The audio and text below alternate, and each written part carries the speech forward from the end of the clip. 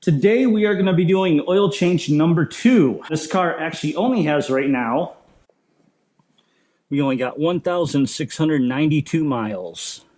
But it's been 6 months since my last oil change, so you want to do it at least every 6 months regardless of mileage. Plus, I'm going to a big event, big race tomorrow, so I want to make sure it has fresh oil for the race as well. If you're asking what that big event is, it's the Big Showdown 2 YouTuber call out, which by the time I release this video, that'll have already happened. I'll probably already have video footage of it. But I wanted to share this because every oil change I'm going to record, I'm going to put a video out because one, it's proof that I'm doing it on time for Dodge in case there's a warranty issue or something. But two, I'm going to try and share a tip every time I do it. And then also, along with the oil change, we are going to empty out the catch can. So we're documenting how much oil we're catching in a catch can. Because we all want to know how much oil can a catch can catch if a catch can can't catch oil. Okay, so normally you have to take the belly pan off. I leave mine off, so I don't have to worry about that. The last time I had the pan roughly about here, I opened this up and I swear it shot all the way over there. So this time we got the cardboard down to catch in case I do. But also, I'm going to kind of hold this right here or something. I don't know, we'll see. About right there. So let's go ahead and loosen this thing up. And it is hot. Oil's dripping already. Actually, I think that's what it was. What I did is oil started dripping right away. So I left it right about here, but it still shot forward quite a bit.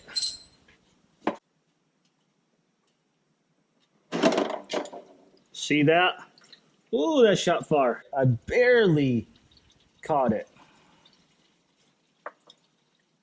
Oil looks pretty clean. I mean, it's got like, what, 900 miles on it? As usual, I let this drain for quite a while, so we're going to get out from underneath and let that drip away.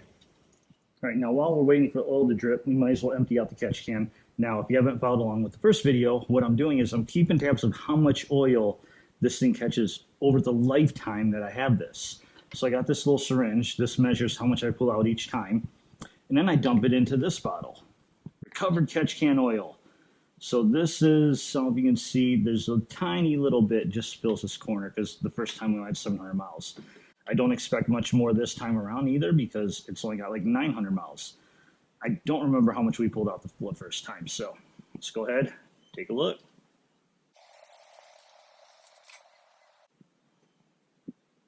And there we go. I don't know if you could see that. There's a little bit of oil in there. Let's go ahead, pump it out.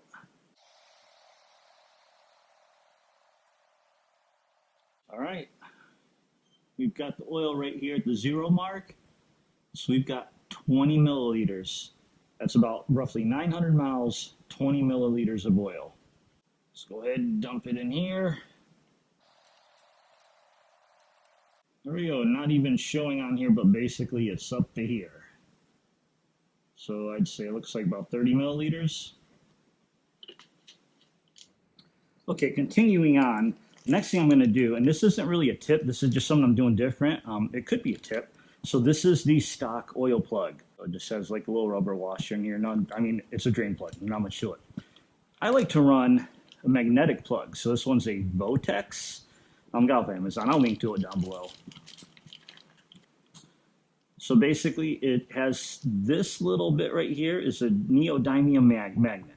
So I like to run a magnetic drain plug just because it can catch any tiny little metal particles, metal shavings and things. Now your oil filter normally catches most of it, but sometimes this will pick stuff up. I used to run them all the time on my old truck, so it's just an old thing. You really probably don't need it, but I like to run it just for my own info. So this oil change, we're going to install this one. This is a slightly different hex head than the stock one. And then in my oil change number 3 video, which will probably happen in about 6 months, because I'll hit the time for the mileage, and then that'll be my next big race is Lone Star Mopar Fest in October, so I'll probably do it right before then. And we'll see if this thing actually picks anything up. Now for my tip. Anytime you're taking on an oil filter, you're always going to get a whole bunch running out. Now this and these 6.4s is awesome because they're pointing straight down to right here. Some like the old 318, 360s are at an angle on the block, and it just gets everywhere. So here's a cool little trick I learned a long time ago. Get a 2-liter bottle, just a little 2-liter bottle, and then cut it. And look at that, it caps right on there. So then when you're unscrewing it, you have this on here, and this will actually catch most of it. I actually cut this one a little bit short. I should have made it a little bit higher. So it may not catch everything, but you get the idea. And let's go ahead and unscrew it and let's see what happens. First, we got to loosen it up.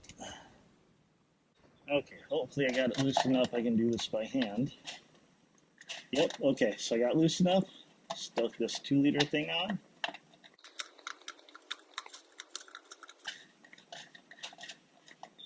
Look at that.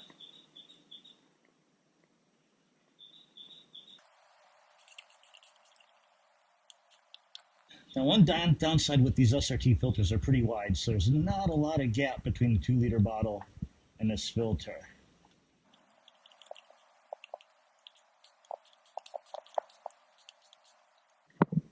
Well, didn't hold on there long, but look at that. That's a lot of oil that would have just gone all over the place. So just a cool little tip that I learned a long time ago. As always, make sure your oil filter gasket is not left behind. That's happened to me before. It sucks if it happens, you don't realize it. All right, we're just going to finish the video up underneath the car because why not? That's pretty much it for today's video.